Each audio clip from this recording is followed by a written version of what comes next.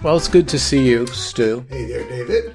You know, your fear beating story has kind of awoken, because normally I walk around and I edit out most of the unsightly things I see in New York City. Now, on 2 occasions in the same evening, I saw a young Asian woman duck under the thing and not pay. I wanted to punch her. Right. And then later in the day, an older man did the same thing. He jumped over it. And it's like they're just flagrant about it. No one does anything. It's amazing. They're trying to do something. But once this snowball gets rolling downhill, it's hard to stop. And the way to stop things is to catch them, arrest, prosecute. And if it's the 7th or the 8th or the 20th conviction, send the bastard to jail. Or just cut off the hands. Oh, yes. That's another idea. I mean, being that some people on the left are adopting or seem to be so supportive of Hamas, we should also adopt their tactics here. But anyway, Stu, when you speak, the world listens. And now I have listened, and I've seen this outrage, and it's pissing me off now, too. But it's worse than you imagine. Okay. It really is. So get down into the subways a little more. You'll see more of life in the pits. I do take the subway. I will not go on a bus, though. Never. Ever. Okay.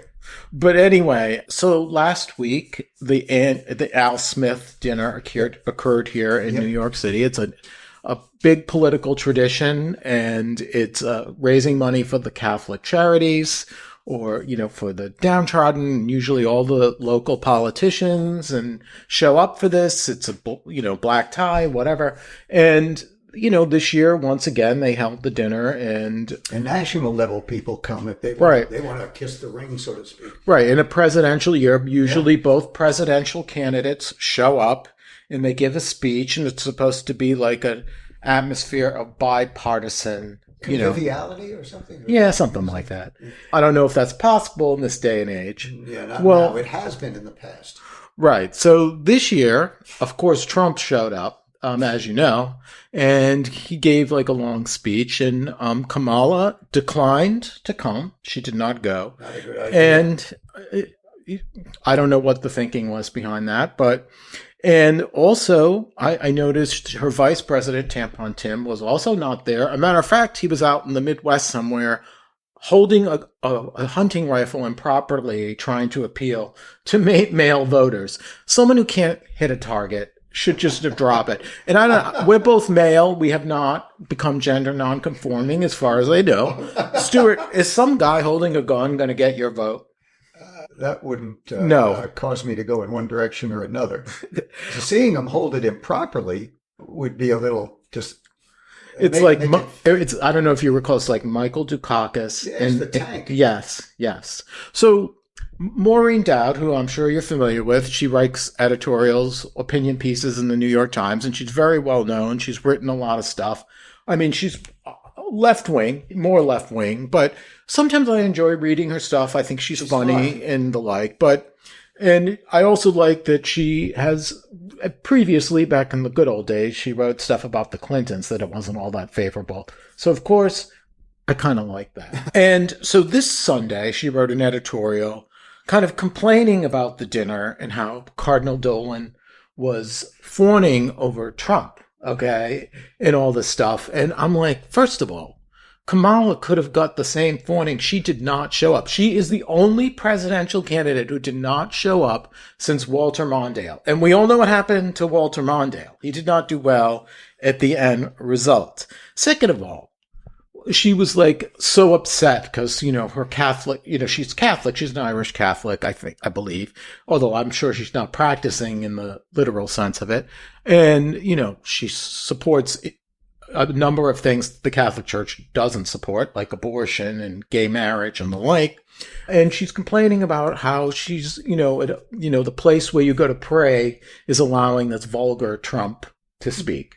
And I'm like, oh, all of a sudden you're a Catholic. The liberals have spent a lot of time bashing the Catholic Church, and that they're fine to do that. But I will say this about the Catholic Church. They offer education in underserved communities that does a lot better than anything that the left-wing educational establishment provides in the public school. So many people want to get their kids into Catholic schools for discipline as well as education. Exactly. And I mean, I'm not saying it's the perfect choice, but when you don't have a good option, this is an excellent option for people who have to put up with, what the Democrat and educational establishment have done to the public schools.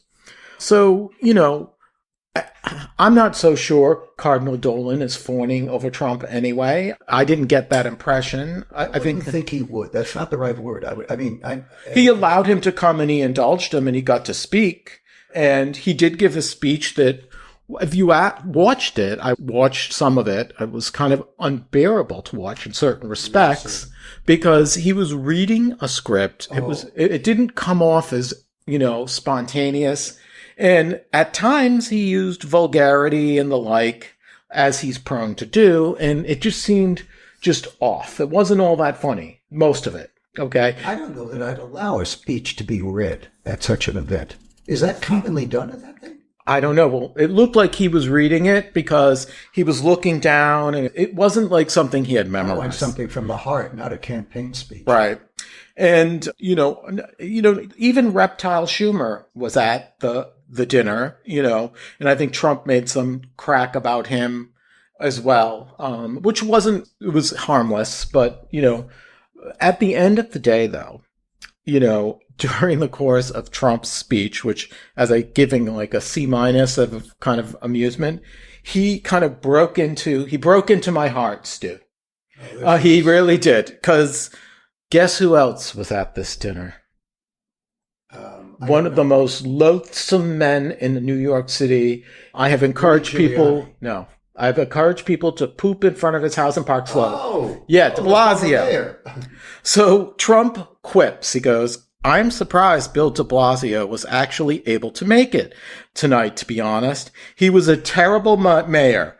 I don't give a shit if this is comedy or not. The worst," he went on to note that unlike most of New York, at least Bill doesn't have to worry about the criminals. They owe him big because he let them get away with a lot of stuff. Yeah.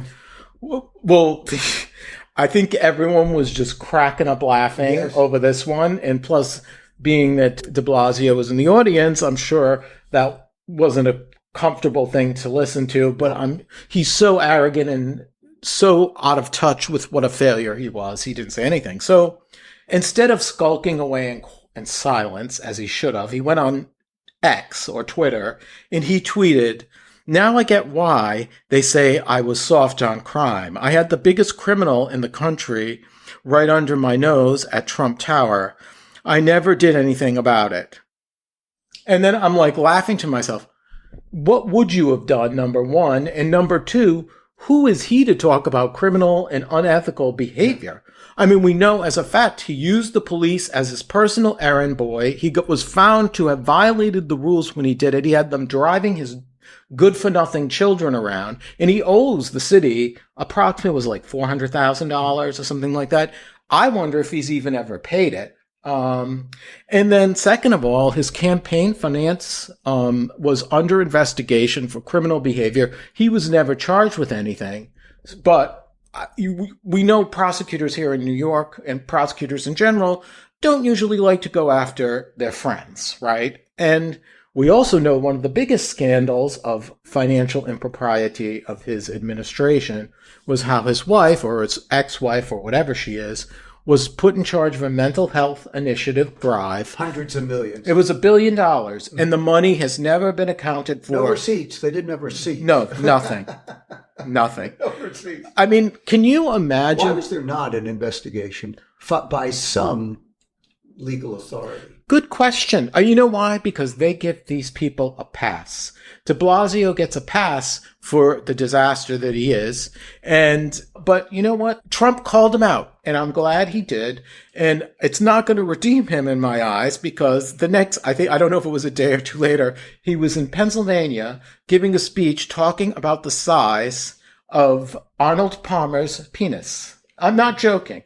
And apparently, Donald Trump happens to be a size queen, unlike Melania, apparently, or should I say melanoma.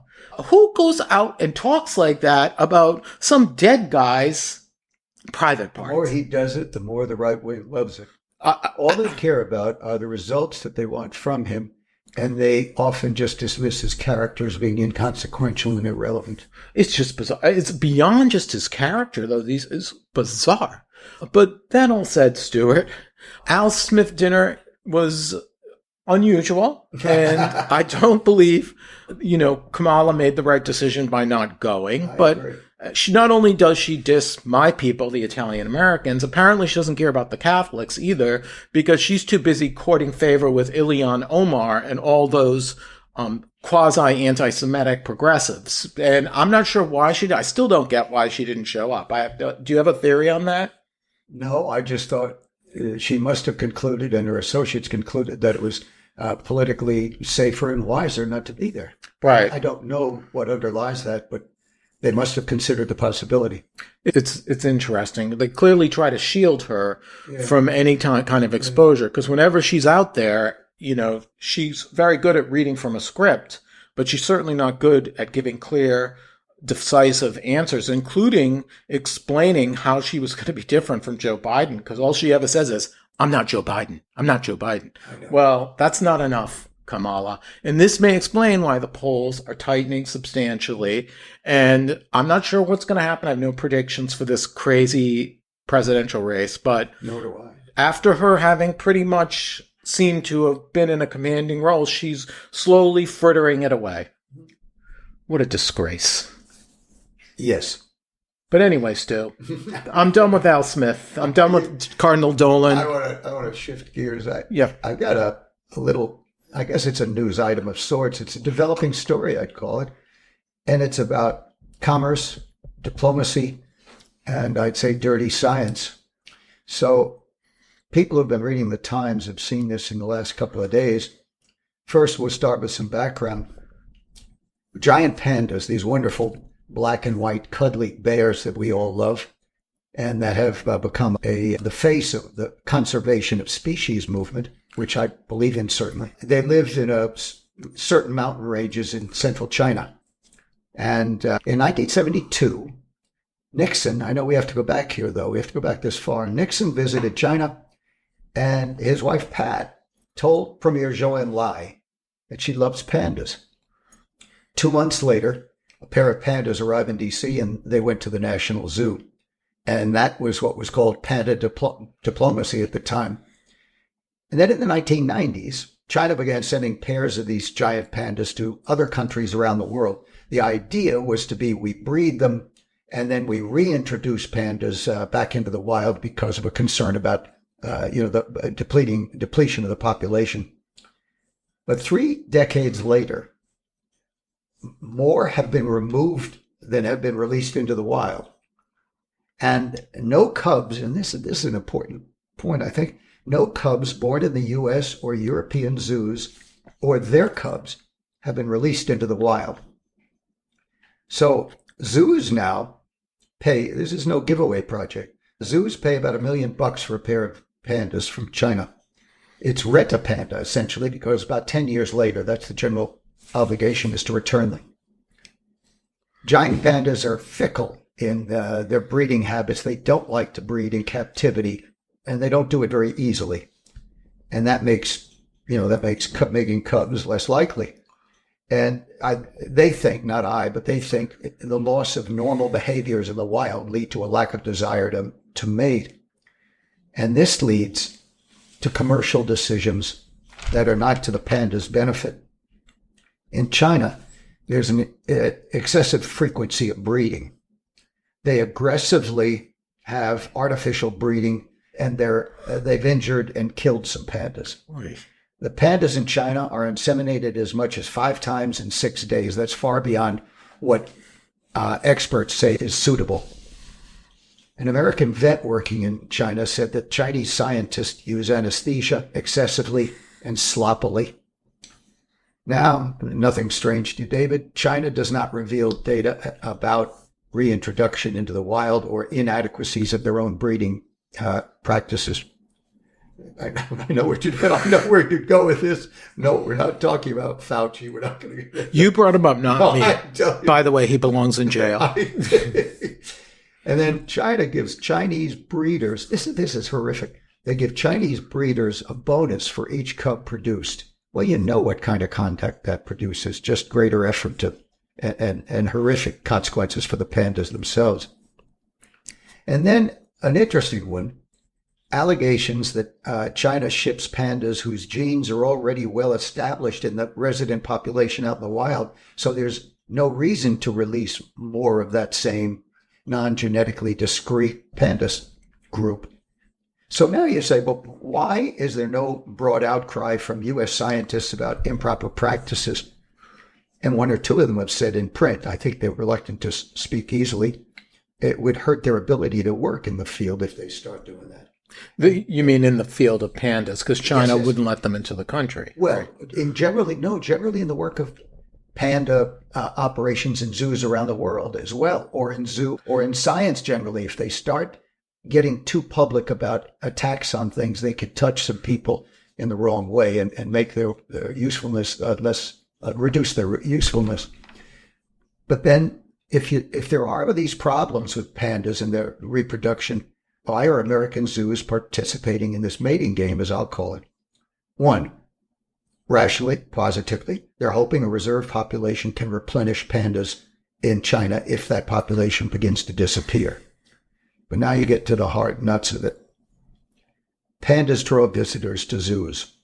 They are the most loving-looking thing we have. Kids love them, parents love them. And it draws them to zoos. And that means prestige for the zoos involved. It means income from admissions. It means sale of merchandise. A lot of it. You can see it in cards and Stuffed clothing, pandas. Yeah. pandas. But it does, on the positive side, again, it's an important one. It creates a love for animals and preservation. That's what zoos have to be concerned about, the future. So one specific example of a problem in the U.S., at a Memphis zoo, an American veterinarian said the pressure is always on to produce cubs for income from visitors. And that leads to excessive, I don't know whether it did so in Memphis, but it leads to excessive frequency of mating. And Memphis still hasn't produced a cub after about 20 years. And one of them died on them in February 23, just as they were about to ship it back under the 10-year agreement to China. And there's a whole scandal over that as to why the cub died. Now, the why you've read about it in the last few days, or why some have read, a new panda pair just arrived in D.C. under another agreement and is now at the National Zoo. We'll see what happens on this. I think people are going to read more about this. There's some dirty underbelly of bad science, I think. One final note. There's a red panda, and red pandas are adorable. You can see them in the Central Park Zoo, and you can see them in the Prospect Park Zoo. They're adorable. Now, they like to sit up in trees as opposed to the giant pandas, but you can visit them in those places, and they're also from China originally. One interesting note about them, and then I'll let go. Well, first, it's not a bear like the giant panda is. It's got a separate category of its own. But the red panda can descend face first down a tree. He can rotate his ankles and somehow make that easier for him to go down a tree without just falling down. Enough about pandas, but I wanted to give you that little story. Yeah, it's kind of, we have an endangered species and it's being exploited by, and this is the way China treats an endangered species. Imagine, it reflects a lack of humanity, a lack Bonuses for increased breeding. What the hell do you think?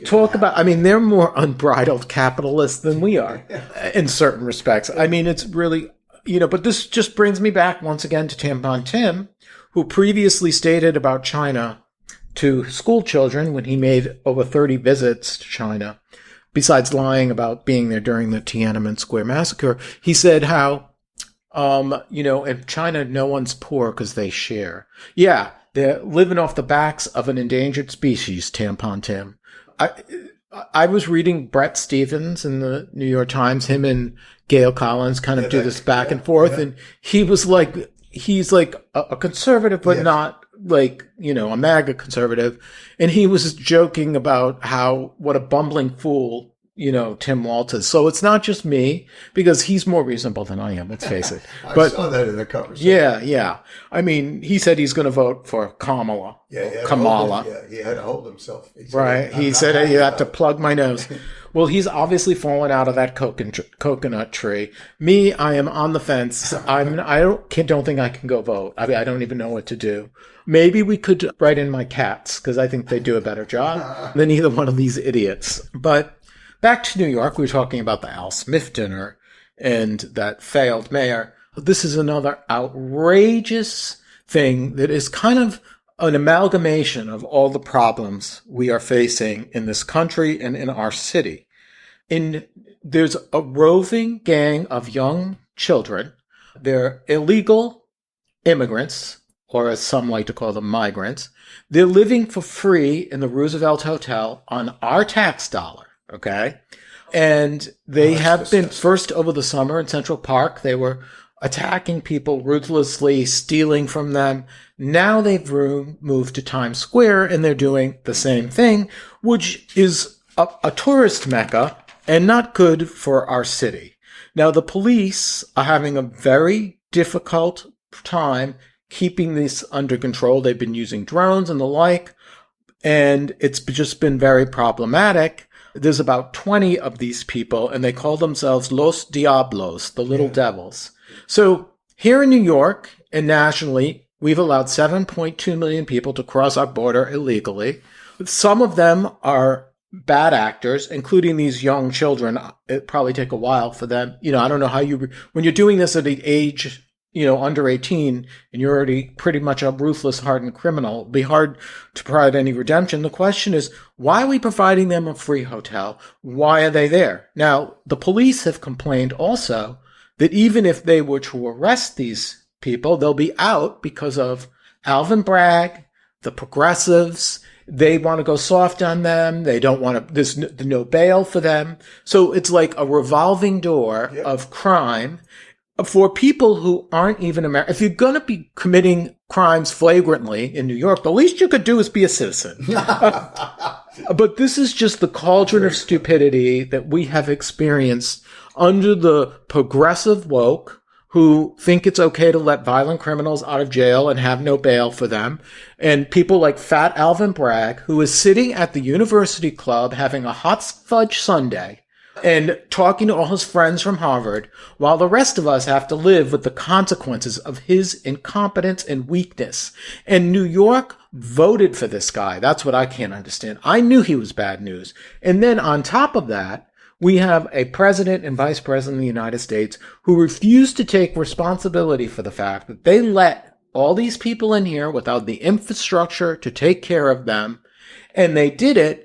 And then now, 6 months before an election, they finally tightened the screws a little on letting people in. But now people are flooding the border again because they fear if Trump is elected, it's over. Right. And he's claiming he's going to throw them all out. Now, I'm sure that's not going to happen because the liberals will be in court saving all these people, including these disgusting roving gangs of violent criminals.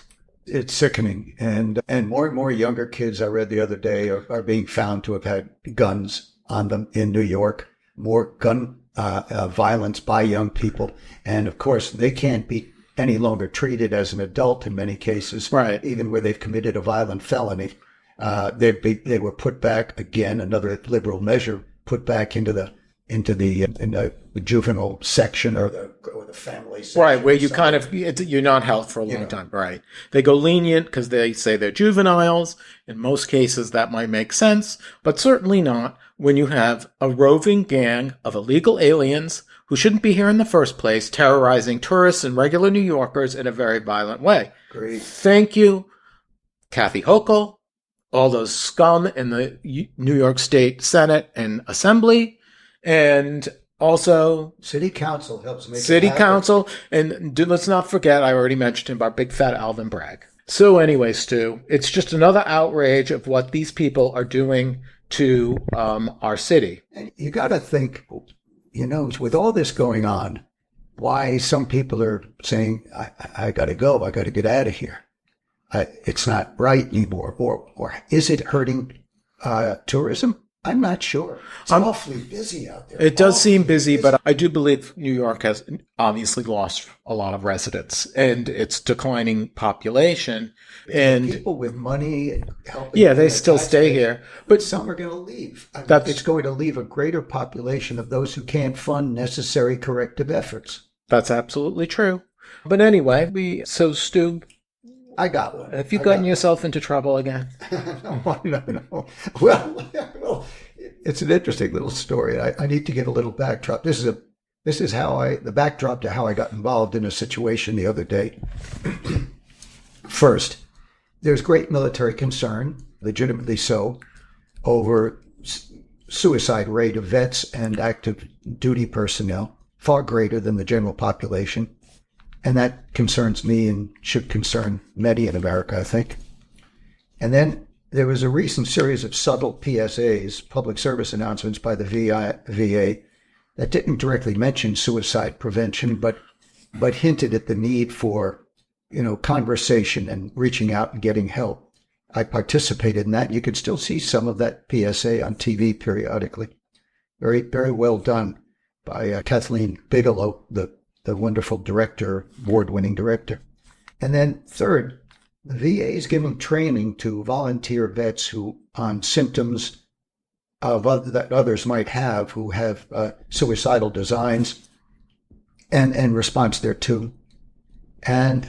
And then with all that going on, now I get to the incident. That's all. That stuff's been in my mind, and it's hard not to have it in your mind. I got an email from a lady the other day, and she referred to a guy who had served in Vietnam.